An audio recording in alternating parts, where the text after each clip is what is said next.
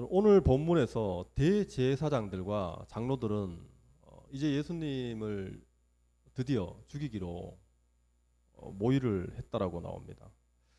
그런데 죽이기로 모의는 했는데 언제 죽이기로 했냐면 이제 명절이 곧 임박했기 때문에 명절 이후로 그 실행 계획은 미루려고 그렇게 계획을 했었어요. 밀란이 날까 우려했기 때문이라고 말을 하는데 오늘은 왜 밀란이 날지 걱정했는지 그것에 대해서는 오늘 넘어가겠습니다. 이렇게 명절 이후로 분명하게 이들은 예수님을 죽이는 계획을 실행하기로 계획했던 것이에요. 명절 이후라는 것을 분명하게 기억을 해주시기 바랍니다. 여러분, 우리 이 명절은 6월절로 시작하는 8일간의 무교절을 말하는 것이에요. 우리나라도 지난주에 추석이 명절로 지나갔지 않습니까? 여러분, 이 추석이라는 명절에 유래가 있을 거잖아요. 근데 사실 이 추석이라는 명절의 유래는 좀 의견이 분분한 것 같아요. 근데 아마도 뭐 삼국시대, 고려시대 이렇게 가는 의견들이 있는 것 같은데 뭐 아마도 대충 추적을 해봐도 이 자연 현상과 관련되어 있는 것은 분명한 것 같아요. 가을이니까 추수를 많이 하잖아요. 그래서 뭔가 제사 드릴 것도 있고, 그 다음에 그 날짜를 또 보름으로 이렇게 한 걸 보면 보름달이 뜨기 때문에 한 거겠죠. 정월 대보름과 이 한가위라고 하는 이 추석 대보름 이 두 때가 그래도 달이 거의 가장 클 때고 하다 보니까 아마도 이때를 명절로 한 것으로 누구나 추측할 수 있을 것 같아요. 그런데 오늘 나오는 이 유대인들의 명절인 이 유월절이라는 것은 이런 자연적인 현상을 가지고 그것에 유래를 두지 않습니다. 유월절의 유래는 하나님께서 아브라함을 택하시고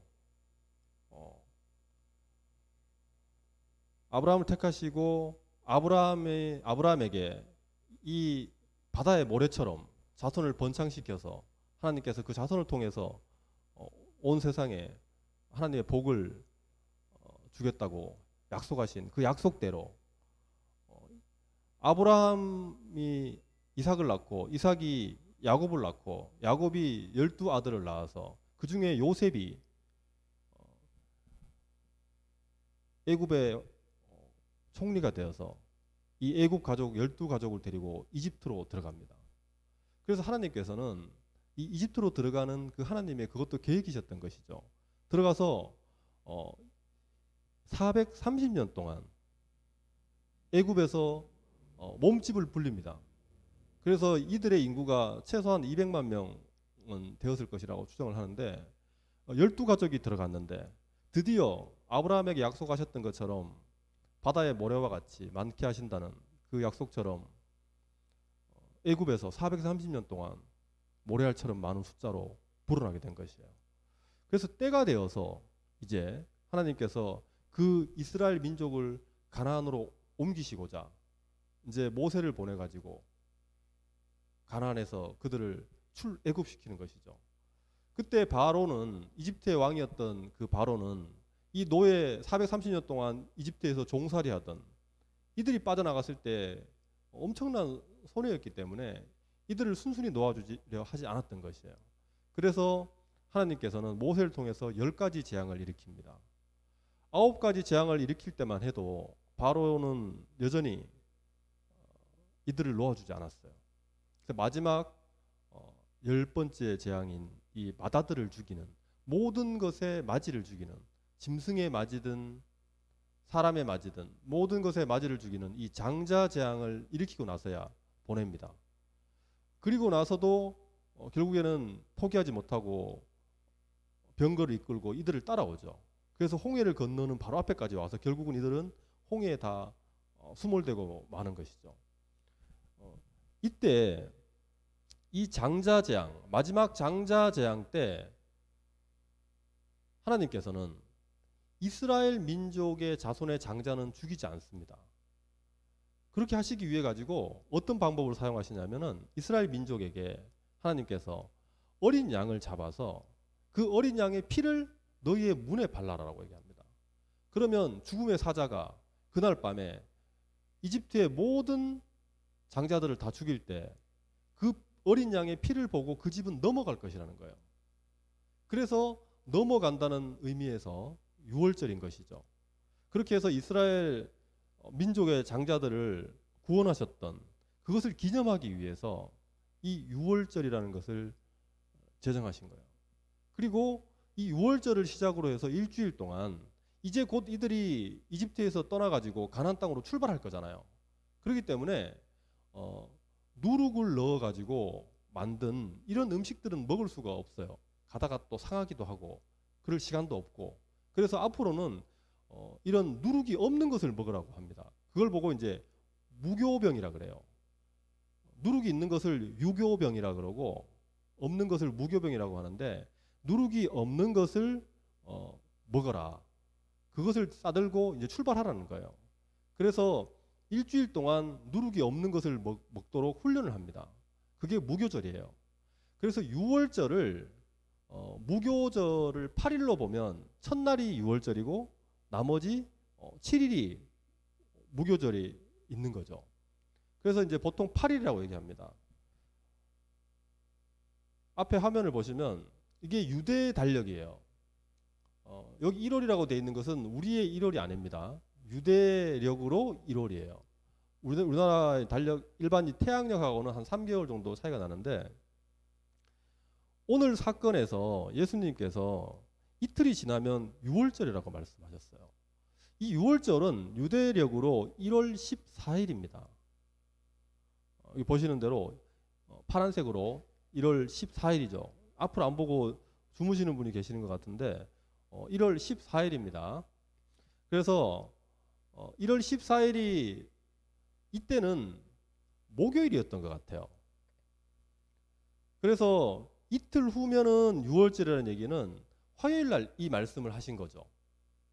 화요일 날 말씀하셨고 이 6월절 밤에 예수님께서 붙잡히십니다. 붙잡히시고 그 새벽에, 그 다음날 새벽 15일 날 이제 십자가를 지시기 위해 가지고 빌라도에게 넘겨지시는 거죠. 그래서 금요일 날 예수님께서 십자가 처형을 당하시는 거예요. 15일 날 처형을 당하시고 16일이 토요일인데 토요일을 안식일이에요. 유대인들은 안식일이 토요일입니다. 그래서 이제 토요일이 이제 일주일에서 이 토요일이 마지막이라고 해가지고 엿새를 하나님께서 창조하시고 마지막 하루를 쉬셨다 그래가지고 일요일부터 시작하는 이 날이 토요일 날 마지막 안식일이에요. 그래서 안식일이 16일이 되는 거죠. 그러면 6월절은 14일이고 무교절은 여기 빨간색으로 표시되어 있는 이게 다 노는 날입니다. 명절이 좋죠. 8일 동안 놉니다. 14일부터 21일까지. 21일까지가 무교절인 거예요. 근데 예수님께서는 15일에 십자가에 처형되시고 16일 안식일을 넘어서 17일 일요일 새벽에 부활하셨어요.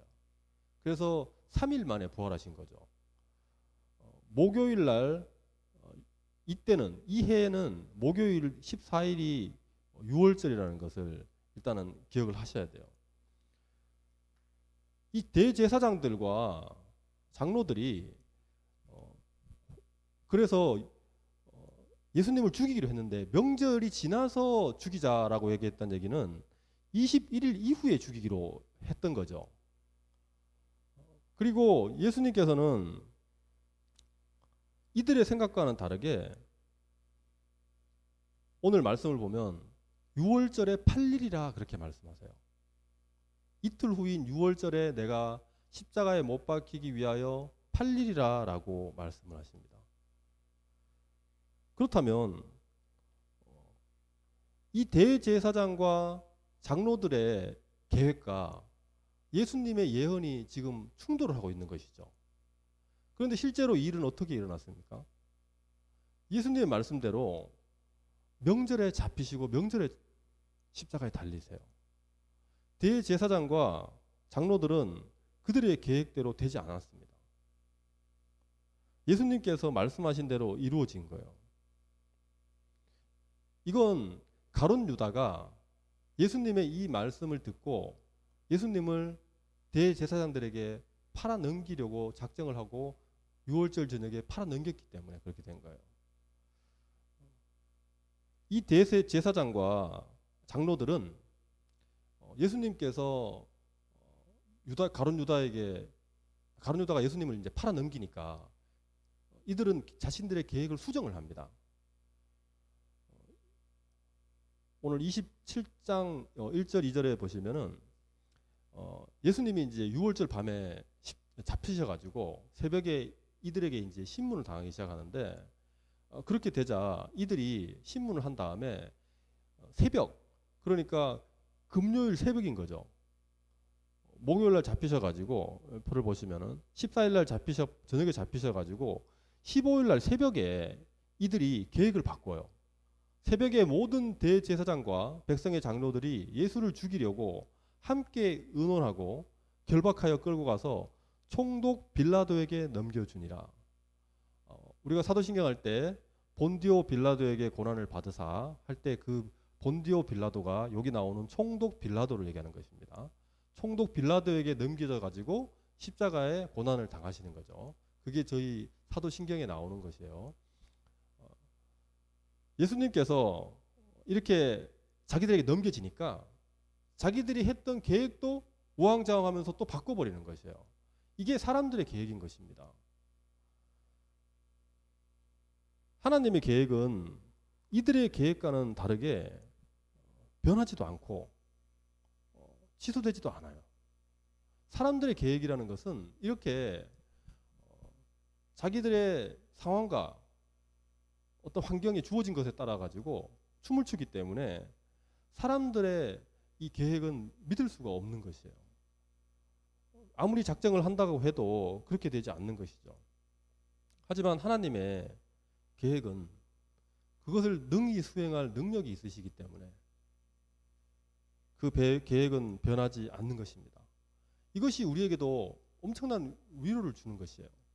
하나님께서 하나님의 계획을 성경에 다 기록해 놓았지 않습니까? 그렇기 때문에 이 기록한 대로 그대로 이루어지도록 우리는 거기에 맞춰서 살면 되는 것이에요. 그러면 그 사실은 반드시 이루어질 것이기 때문에 이 세상 사람들이 세운 그 모든 계획에 끌려다닐 필요도 없고 휩쓸릴 필요도 없고 걱정할 필요도 없는 것입니다. 또한 우리가 우리 개인적으로 우리 삶에 우리가 계획을 할지라도 그것이 이루어지지 않을 때도 있고 계획이 많이 변경되기도 하잖아요. 그럴 때에도 마찬가지로 우리는 하나님의 계획이 이루어질 것을 반드시 믿음으로 우리의 계획이 비록 얼그러진다 할지라도 그 하나님의 계획만을 믿고 우리가 인내하며 살아갈 수 있다는 것입니다. 그것이 우리에게는 큰 소망인 것이죠. 예수님의 말씀대로 이루어졌다는 것은 예수님이 십자가에 못 박혀 죽임 당하는 것이 이 대제사장들과 장로들의 계획에 의한 것이 아니고 하나님의 계획에 의해서 이루어졌다는 것을 분명히 말하고 있는 것이고, 결국에는 사람들이 예수를 십자가에 못 박은 것이 아니라 하나님이 못 박았다는 것입니다. 유대인들은 예수님이 십자가에 못 박혀 죽으신 것이 예수님께서 신성 모독죄를 지었기 때문에 그 죄로 인해 가지고 대제사장들에 의해서 심판을 받고 그렇게 달린 것이라고 생각을 했던 것이에요. 하나님이 개입하셨거나 하나님께서 계획하신 일이 아니라고 이들은 생각했던 것이에요. 그렇기 때문에 이들은 예수님께서 십자가에 달리셨을 때 그 십자가에 달린 예수님을 보면서 이렇게 조롱을 합니다. 내가 만일 하나님의 아들이어든 자기를 구원하고 십자가에서 내려오라. 그리고 또 지금 십자가에서 내려오면 우리가 믿겠노라. 이렇게 조롱을 합니다. 이렇게 대놓고 조롱할 수 있었던 것은 예수님께서 십자가에 달리신 것이 하나님께서 하신 일이 아니라는 확신이 있었기 때문인 것이죠. 그렇지만 이제 예수님이 십자가에 못 박혀 죽으신 이 사건이 사람들의 뜻이 아닌 하나님의 뜻에 의해서 그렇게 되었다는 것을 지금 마태가 얘기하고 싶은 거예요. 그래서 대제사장들과 장로들은 명절이 지나면 잡아서 죽이자 이렇게 모의를 했다라고 밝히는 것이에요. 그렇지만 실제로는 그 명절에 예수님께서 처형을 당하시잖아요. 그들의 생각이 얼그러지는 것을 보여줌으로써 이 사건이 세상의 권세에 의해서 이루어진 것이 아니고 우발적으로 된 것도 아니고 하나님께서 계획하신 것이고, 그렇기 때문에 예수님이 하나님의 아들 그리스도라는 것을 이 유대인들에게 말하고 싶었던 것이죠. 예수님께서 자신의 십자가에 못 박혀 죽으실 것을 6월절에 팔릴 것이라는 것을 또 미리 예고하신 것은 역시 이것이 갑작스럽게 일어난 것도 아니고 가룟 유다의 욕심에 의해서 된 것도 아니라는 것을 분명하게 말씀하고자 하시는 것입니다. 하나님의 뜻대로 모든 것이 이루어졌고, 그렇기 때문에 예수님은 하늘로부터 왔다는 것을, 세례 요한이 하늘로부터 왔냐라고 믿지 않았던 사람이 많잖아요.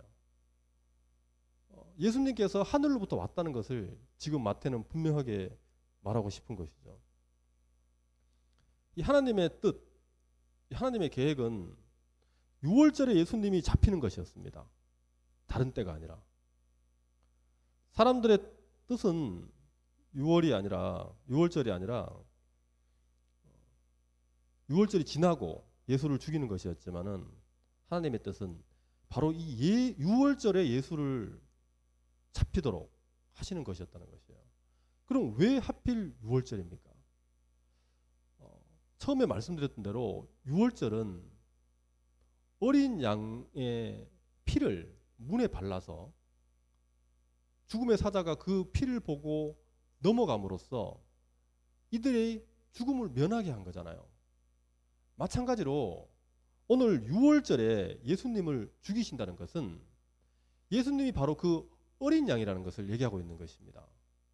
예수님께서 바로 우리를 영원한 죽음으로부터 건져주실 어린 양이라는 것을 말씀하고 싶으신 거예요. 하나님께서는 그것을 알게 하시고자 예수님을 6월절에 잡히게 하시고 다음날 십자가에 달리게 하셨다는 것입니다.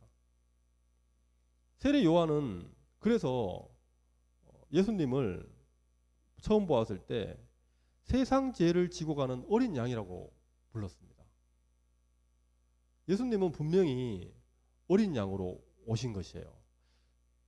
출애굽할 때, 모세를 통해서 출애굽할 때 그 어린 양을 잡아서 그 피를 바르라고 했던 것은 앞으로 오실 어린 양을 바라보고 하신 것이죠.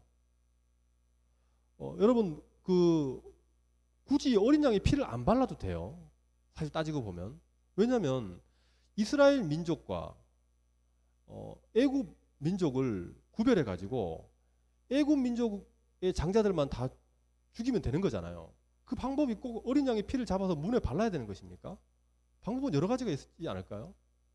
당장 생각해 봐도 이 죽음의 사자가 이제 다니면서 장자를 죽일 텐데 죽음의 장자에게 뭐 이렇게 주소를 좀 나눠주면서 보고 여기는 그냥 넘어가라, 여기는 넘어가고, 그래서 뭐 지도라도 주면서 표시라도 해주고 얼마든지 그럴 수 있잖아요. 안 그러면 미리 천사 보고 다니면서 지붕에다가 뭐 이렇게 형광색으로 좀 이렇게 락카치를 해놔라. 그럼 넘어갈 수 있지 않겠느냐. 그런 얼마든지 방법을 쓸 수 있었다는 것이에요. 하나님께서 뭘 못하셨겠습니까? 그런데 왜 어린 양의 피를 바르라 그랬냐는 거예요. 그건 분명하게 어린 양을, 미리 오실 그 어린 양, 그 어린 양을 상징적으로 미리 알려주신 것이거든요. 앞으로 올 그 어린 양의 피를 통해서 너희가 죽음을 면하게 될 것이라는 것을 말씀하시는 것이에요.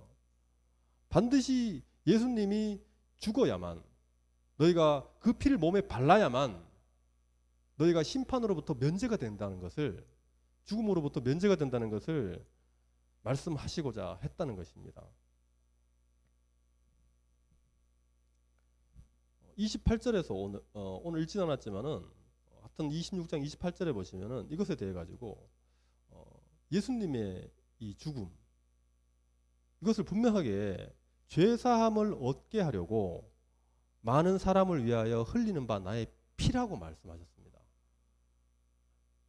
언약의 피, 아브라함과 맺었던 그 언약 때문에 흘리는 피, 죄를 사해 주기 위해 가지고, 죄를 용서해 주기 위해 가지고, 대신 용서하시기 위해 가지고 피를 흘리는 그 어린 양이라는 것입니다. 예수님께서.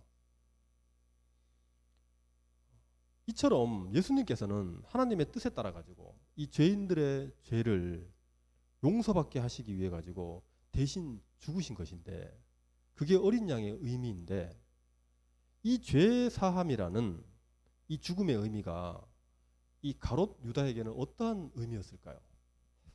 아마도 이 가롯 유다의 행동을 보면 별 의미가 없었던 것 같아요. 예수님께서 죽는다는, 이틀 후에 내가 잡힐 것이라는 이 예고를 분명히 하시고, 그 이후에 이 한 여자가 와서 향유 한 옥합을 머리에 붓지 않습니까? 예수님의 이것에 대해서 예수님께서 이것은 나의 장례를 위한 것이라고 말씀하셨잖아요. 그렇기 때문에 두 가지 분명한 것은 예수님이 죽는다는 게 확실시되고 있는 것이에요. 예수님 스스로도 내가 6월절에 잡힐 것이다, 십자가에 못 박히기 위해 잡힐 것이라고 말씀하셨고, 또 향유 사건에서도 이것은 나의 장례를 위한 것이라고 말씀하셨기 때문에 분명하게 가룟 유다는 예수님이 죽는다는 것을 확신했을 것이에요. 그런데 이 죽음의 의미가 가룟 유다에게는 아무런 의미가 없었던 것이죠.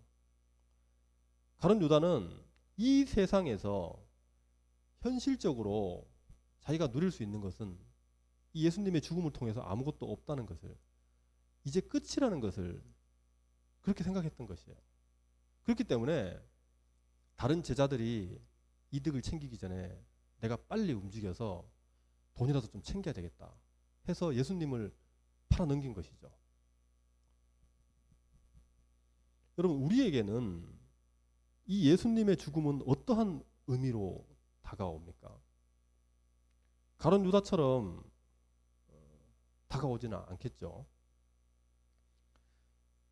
가룟 유다처럼 다가온다는 것은, 여러분, 예수를 믿으면 이 세상에서 잘 되고 잘 살고 하나님으로부터 복을 받아가지고 잘 살게 되고, 또 기도하면 기도하는 대로 병이 낫고, 또 아픈 데 없고 건강하게 살다가 이 땅에서 형통하게 살다가 하나님을 믿지 않고 예수님을 믿지 않는 사람들보다 더 이 땅에서 잘되게 살다가 죽는다는 것, 그것이 바로 가룟 유다와 같은 생각인 것이에요. 예수님의 죽음의 의미는 죄 사함과 관련된 것이에요. 이 땅에서 어떻게 형통하냐, 잘 사느냐의 문제가 전혀 아니에요.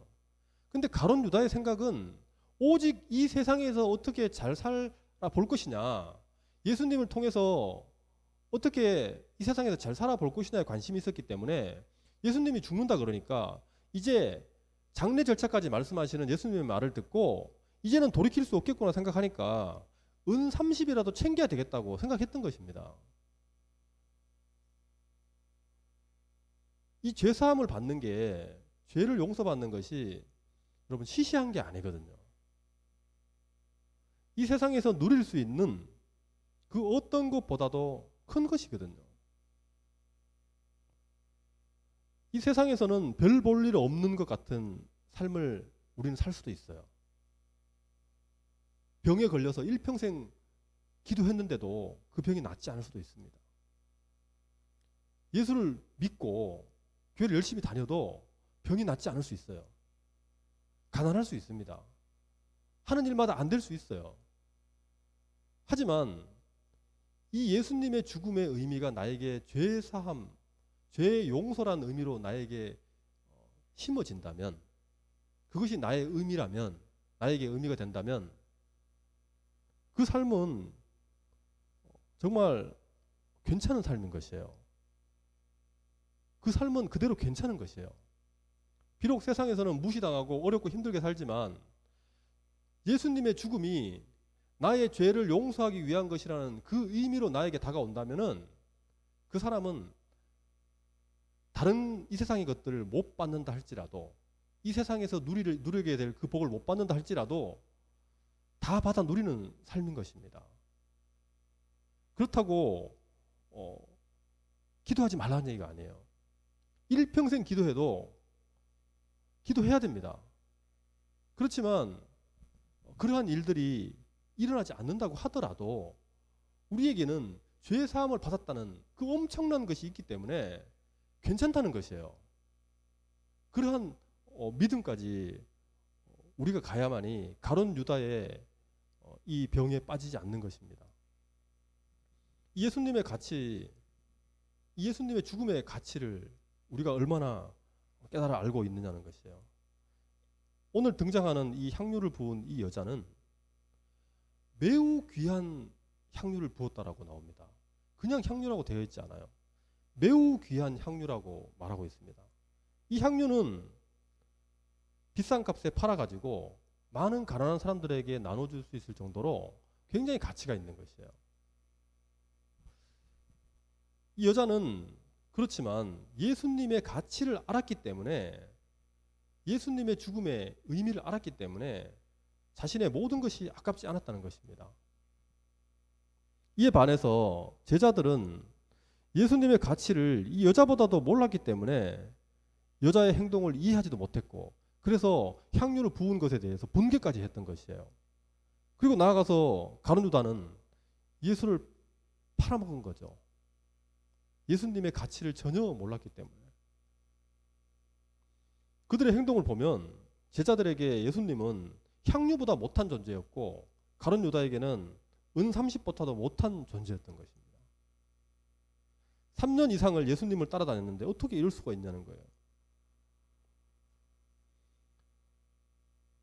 예수님이 곧 죽는다니까, 여러분, 예수님을 그렇게 3년 동안 따라다니는 선생으로 모셨던 그분이 죽는다는데 그 향유가 뭐가 대수겠습니까?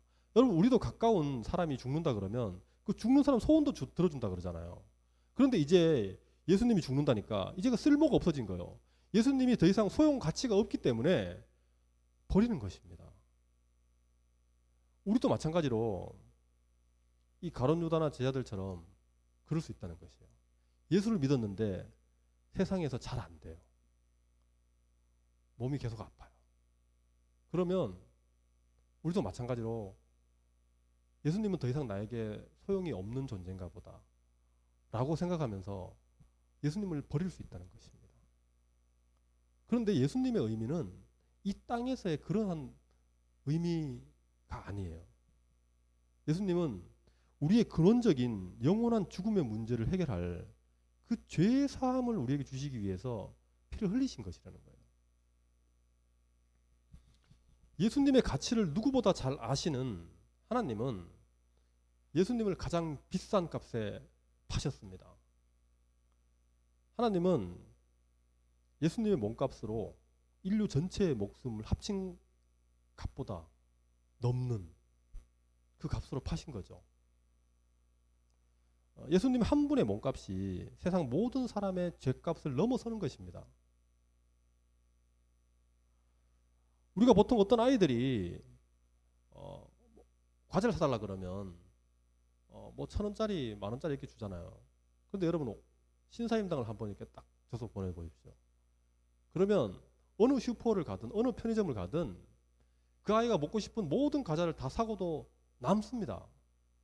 마찬가지로 예수님의 몸값은 그 한 분의 몸값으로 이 세상 모든 사람, 노아 이후부터 태어났던 이 세상에 살다 간 그 모든 사람, 앞으로 살다 갈 그 모든 사람들의 지은 죄, 그 죄값을 다 치르고도 남을 정도의 값비싼 몸값이라는 것이에요. 그 값으로 하나님은 예수님을 파신 것이에요. 이 여자는 예수님은 매우 귀한 향유 한 병을 머리에 쏟아 부어 날려버려도 전혀 아깝지 않은 그런 귀한 분이시라는 것을 알았던 것이죠. 예수님의 가치를 아는 자는 구원을 받을 것이고 예수님의 가치를 모르는 자는 구원을 받지 못할 것입니다. 예수님의 가치를 안다는 것은 우리가 우리의 삶으로 우리의 온 몸과 우리의 전인격적으로 그것을 받아들여 가지고 마치 이 여자가 오늘 향유옥합을 부은 것처럼 그렇게 자신이 가장 소중한 것과 바꿀 수 있는 그것이 바로 가치를 아는 것이라고 볼 수 있는 것이에요. 이것이 향유옥합 사건 얘기만 나오면 집에 있는 거 다 털어가지고 헌금하라는 얘기로 듣는 분들이 계시는데 전혀 그렇지 않습니다. 그런 내용이 아닙니다. 이거는 집에 있는 재산과 바꿀 수 없는 것이에요. 집에 있는 집을 팔아서 갖고 와도 여러분 안 됩니다. 이 향유옥합과 집 파는 걸 같이 생각하실 필요가 없어요. 그걸 같이 생각하시면 안 돼요. 이 얘기는 그 얘기가 아니에요. 이 의미를 예수님의 죽음의 의미를 안다는 것은 그냥 제 자신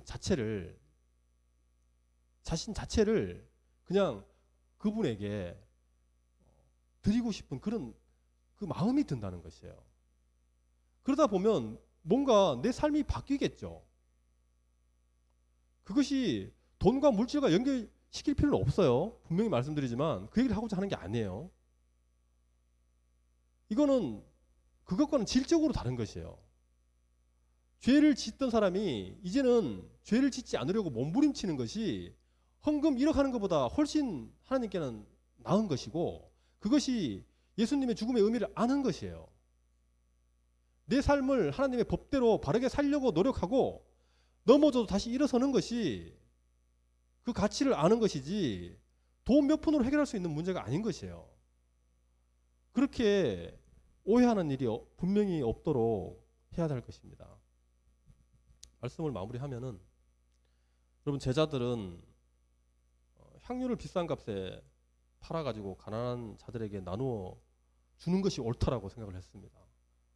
하지만 하나님은 예수를 팔아서 당신께서 선택하신 사람들의 죄값을 치르고 그들을 죽음에서 건져내시려고 예수님을 파시려는 게 하나님의 생각이었습니다. 이 사람들의 계획은 다 무너지고 하나님의 계획만이 이루어졌습니다. 앞으로의 세상도 성경을 통해서 하나님께서 분명하게 말씀하신 대로 하나님의 계획대로 이루어질 것입니다.